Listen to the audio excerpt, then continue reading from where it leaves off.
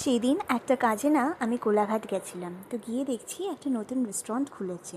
তো আমি অভিষেককে বললাম যে চলো না প্লিজ আজকে একটু বাইরেই খেয়ে নিই, রান্না করতে ইচ্ছে করছে না।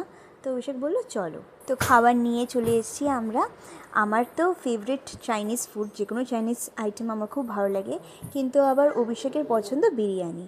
তো আমরা এক প্লেট করে দুটোই নিয়েছি। জানো, অভির সাথে মিট করার আগে না আমি বিরিয়ানি খেতামই না, ওর সাথেই আমি ফার্স্ট বিরিয়ানি খাই এবং তারপরে অল্প অল্প করে খাওয়া স্টার্ট করি।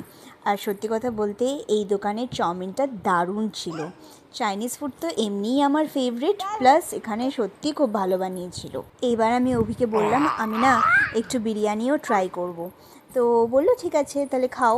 তো আমি ভালো মতন করে সার্ভ করে নিচ্ছি বিরিয়ানিটা। এটা চিকেন বিরিয়ানি নিয়েছিলাম, একটা আলু দিয়েছিল, মাংস দিয়েছিল এবং ডিম দিয়েছিল। বিরিয়ানির সবথেকে ফেভারিট আমার লাগে হলো ডিমটা।